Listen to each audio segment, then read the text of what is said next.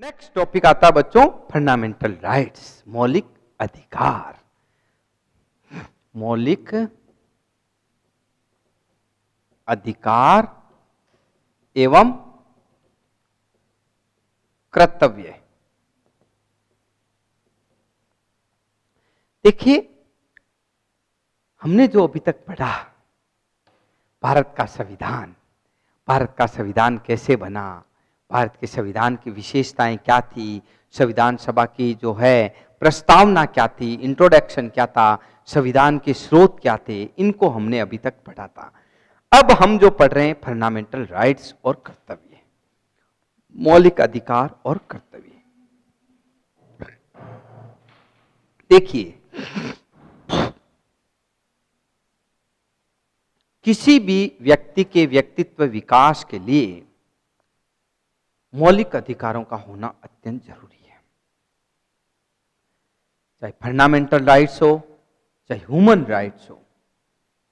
Human rights पैतृक होते हैं, व्यक्ति के साथ जन्म लेते हैं और साथ चलते हैं। फंडामेंटल राइट्स संविधान के द्वारा दिया जाता है। तो ऐसी स्थिति के अंतर्गत हम लोग देखें मूल रूप से तो हमारे सामने आता है फंडामेंटल राइट्स और ह्यूमन राइट्स। भारत के संविधान की हम लोग बात करें तो भारत के संविधान में मौलिक अधिकारों को विशेष महत्व दिया गया है और व्यक्ति और राज्य के मध्य संबंध किस प्रकार का होना चाहिए, ये विषय राजनीति शास्त्र में सदैव विवादित रहा है। यदि व्यक्ति को अधिक महत्व दे दिया जाए तो राज्य गौण हो जाता है और राज्य को अधिक महत्व दे दिया जाता है तो व्यक्ति गौण हो जाता है, राज्य अराजक बन जाएगा। ऐसी स्थिति के अंतर्गत व्यक्ति राज्य को लोकतांत्रिक शासन प्रणाली का मॉडल अपनाते हुए वेलफेयर स्टेट की भावना पर बल देते हुए उसमें समानता और स्वतंत्रता दोनों को महत्व दिया गया है। और हम लोग देखते हैं मानव सभ्यता और संस्कृति के विकास के साथ ही जो मूल रूप से है व्यक्ति के व्यक्तित्व विकास के लिए फंडामेंटल राइट्स को महत्व दिया गया है। सबसे बड़ी समस्या जो आ रही है वो आ रही है कि व्यक्ति का विकास कैसे किया जाए। देखिए, इतिहास इस बात का साक्षी है कि जब जब क्रांति हुई है तो अपने अधिकारों के लिए हुई है। फ्रांस की क्रांति 1779 की तो समानता, स्वतंत्रता और बंधुत्व का, भ्रातृत्व का नारा बुलंद हुआ था। और ऐसी स्थिति के अंतर्गत हम लोग देखते हैं कि भारत के संविधान में भी ब्रिटिश सरकार से आजादी के पश्चात भारत के संविधान में 7 मौलिक अधिकारों की स्थापना की गई थी, लेकिन मूल रूप से वर्तमान में 6 मौलिक अधिकार है। 7वां फंडामेंटल राइट्स जो संपत्ति का अधिकार था उसे नागरिक अधिकारों से हटा दिया गया था।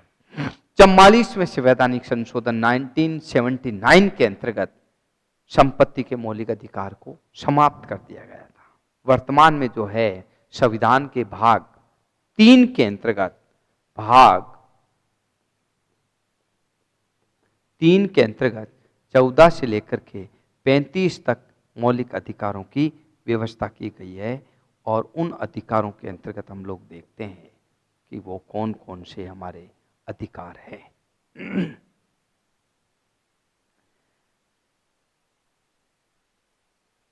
अधिकार व्यक्ति के व्यक्तित्व विकास के लिए बनाए गए और उसके अंतर्गत हम लोग देखते हैं सबसे पहले वो है समानता का अधिकार।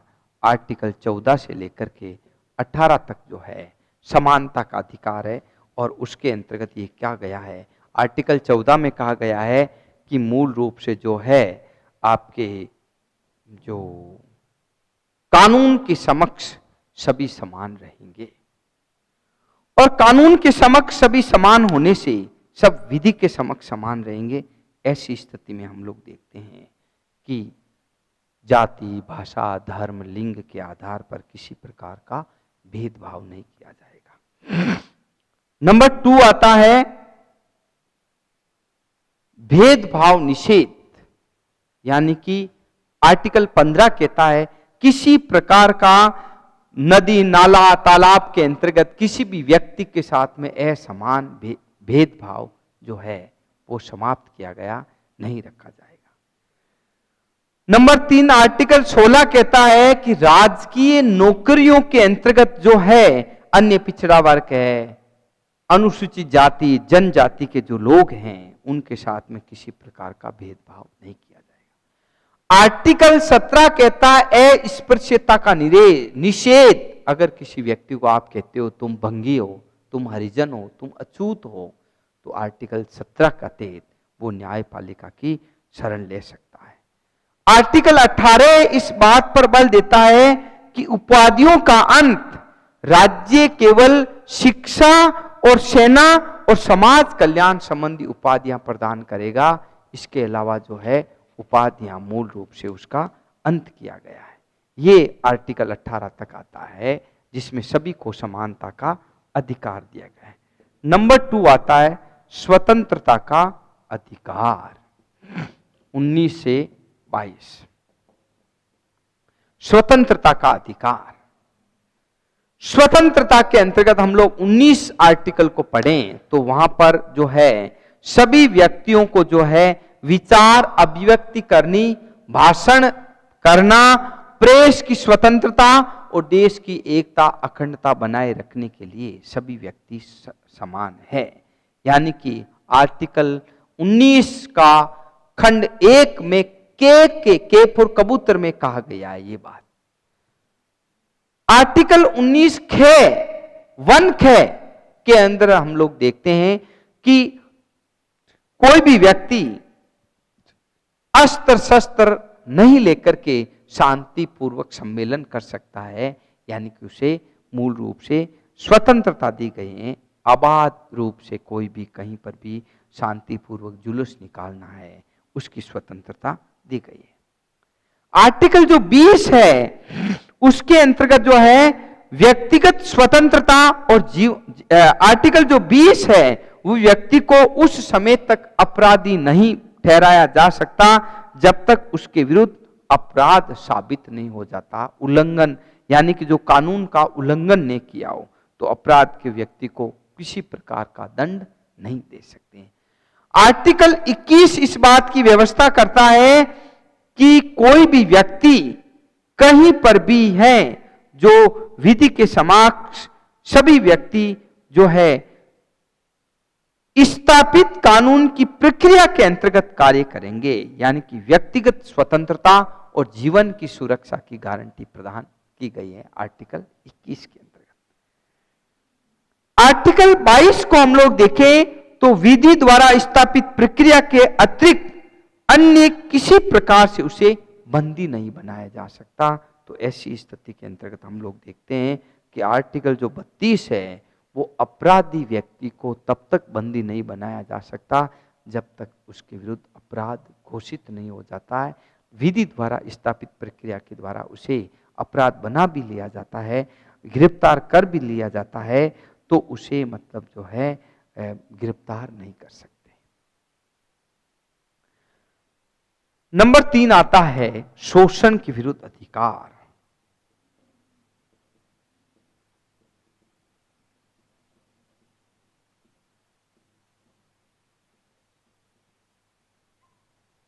शोषण के विरुद्ध अधिकार, शोषण के विरुद्ध अधिकारों की हम लोग बात करें तो बच्चों आर्टिकल 23 और 24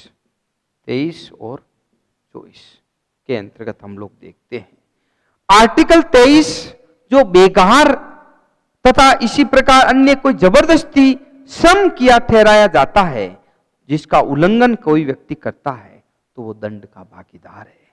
और आर्टिकल 24 बाल अपराध को निषेध माना गया है। अगर कोई 14 वर्ष की कम उम्र की आयु के बच्चे से अपराध करवाया जाता है तो मैं बताऊं वो अपराध के लिए मूल रूप से उसका दोषी है।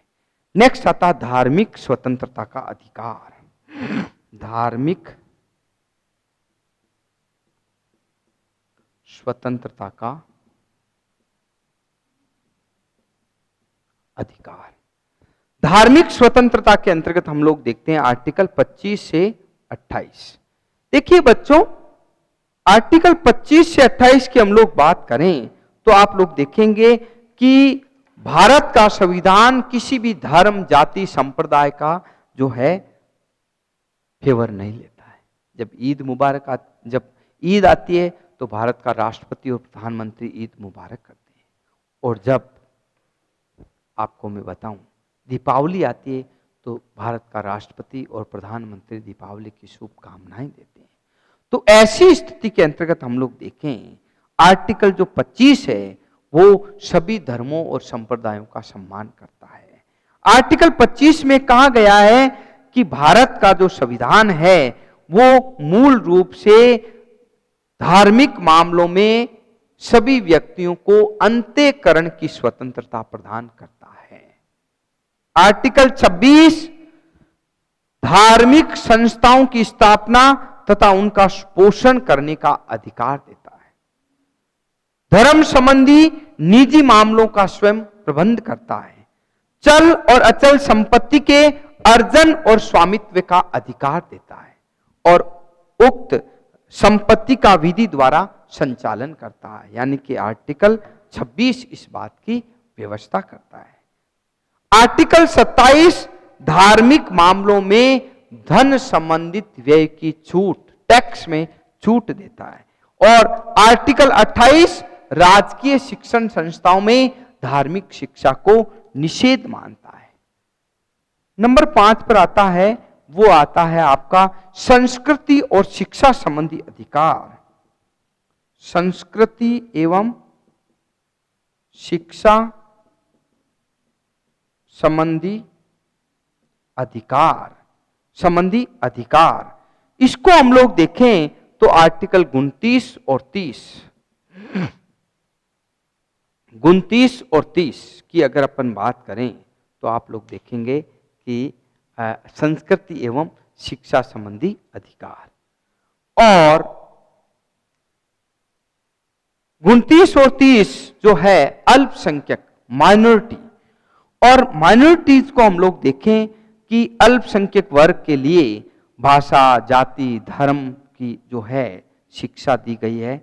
और दूसरा मैं आपको बताऊं कि आर्टिकल जो 30 है वो मूल रूप से धर्म, भाषा, मतलब अल्पसंख्यक वर्ग है उनको शिक्षा के अंतर्गत जो अनुदान दिया जाता है राज्य के द्वारा उसमें कोई भी भेदभाव नहीं करेगा, आर्टिकल 30। और लास्ट आता है आर्टिकल संवैधानिक उपचारों का अधिकार। संवैधानिक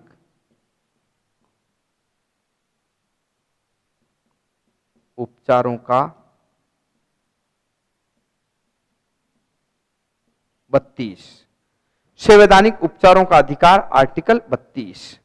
देखिए संवैधानिक उपचारों के अधिकारों की बात करें तो हम लोग देखते हैं कि संविधान में केवल मौलिक अधिकारों का उल्लेख ही नहीं किया गया है, अपितु इसके एक कदम आगे इसका संरक्षण भी किया गया है। और इस संरक्षण के अंतर्गत जो है हम लोग देखते हैं आर्टिकल जो 32 है वो संविधान की आत्मा है, और इस अधिनियम के बिना किसी भी जो है व्यक्ति के व्यक्तित्व का विकास होना संभव नहीं था। हम लोग जो आर्टिकल 32 की बात करें तो हम लोग देखते हैं इसके अंतर्गत नंबर 1 आता है बंदी प्रत्यक्षीकरण।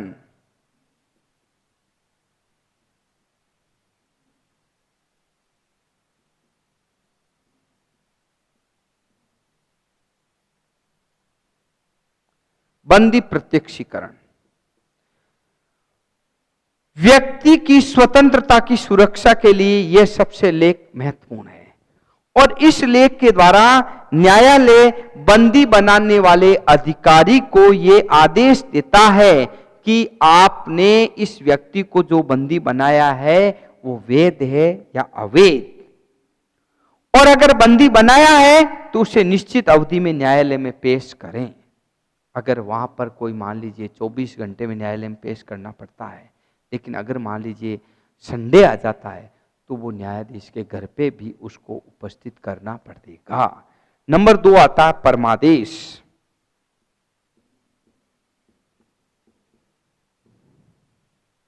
परमादेश, परमादेश क्या है? यह लेख उस समय जारी किया जाता है जब कोई पदाधिकारी अपने सार्वजनिक कर्तव्य का निर्वाह नहीं करता है, तो उसको परमादेश के द्वारा उसे जो न्यायालय है वो पूछ सकता है कि आप अमुक काम क्यों नहीं कर रहे हो। नंबर 3 आता है प्रतिषेध।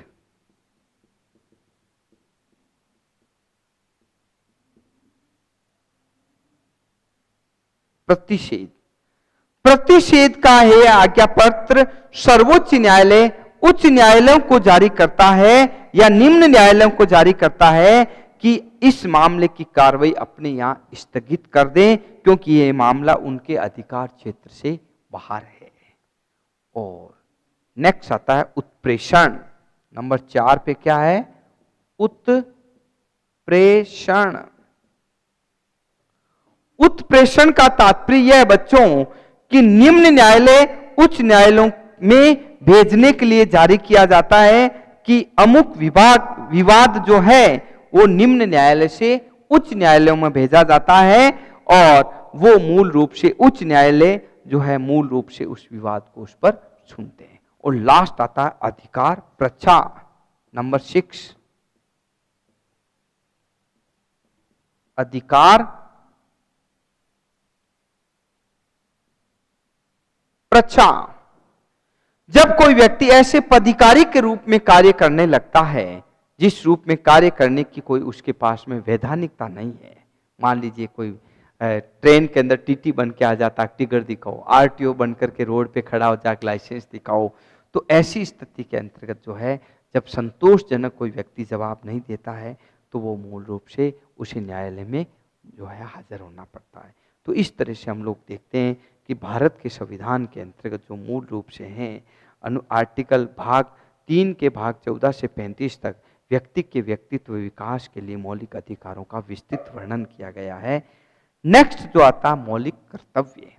देखिए मौलिक अधिकारों की जहां तक हमारी बात चल रही थी और जो मौलिक अधिकारों में हम लोगों ने जो बताया है, उसके अलावा भारतीय संविधान के भाग 4 को हम लोग देखें तो भारत के संविधान के अनुच्छेद 51 के अंतर्गत कर्तव्यों का वर्णन किया गया है, और भारतीय संविधान के 42वें संवैधानिक संशोधन द्वारा 1976 के अंतर्गत जो है मूल कर्तव्यों को जोड़ा गया है।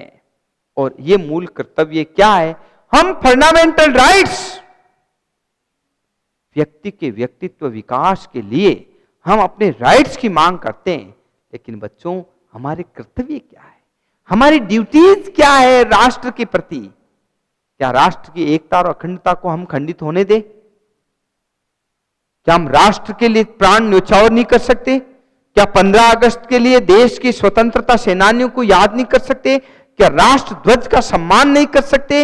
हमारे जो मॉरल कर्तव्य के साथ में, जो फंडामेंटल राइट्स के साथ में जो ड्यूटीज हैं, उसका अगर अपन अध्ययन करें तो बच्चों सबसे पहला हमारा आता है कि हम राष्ट्र ध्वज और राष्ट्रगान का आदर करें। जो राष्ट्रगान और राष्ट्र ध्वज हैं उसका मूल रूप से आदर करें।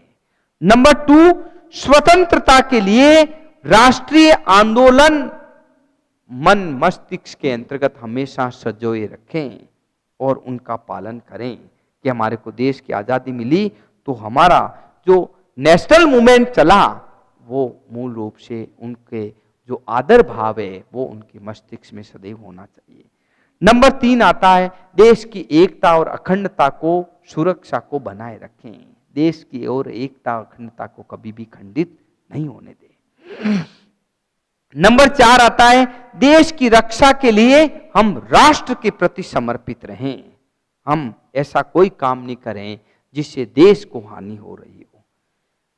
नंबर 5 आता है, देश में जाति, धर्म, भाषा विभिन्न लोग रहते हैं, उनके प्रति मैं बताऊं आपको भेदभाव नहीं करते हुए सभी के साथ में समानता का भाव रखें।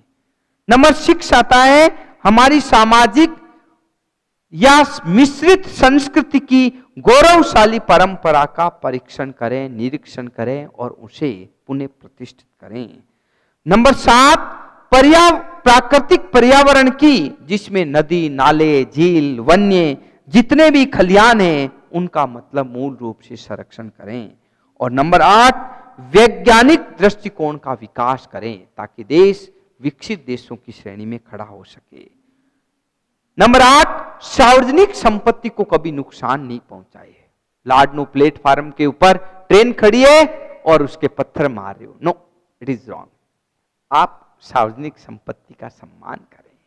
यूनिवर्सिटी की लाइटें लग रही है, ऐसी चल रहा है, उसका नुकसान हो रहा है। आप सार्वजनिक संपत्ति का सम्मान करो।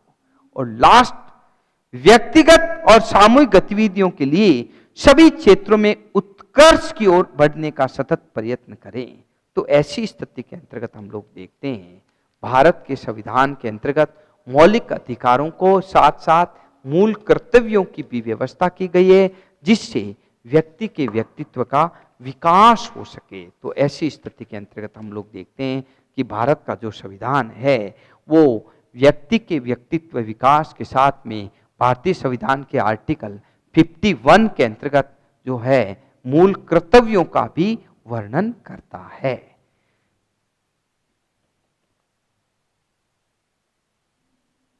नेक्स्ट टॉपिक आ रहा बच्चों, वो आ रहा राज्य के नीति निर्देशक तत्व है।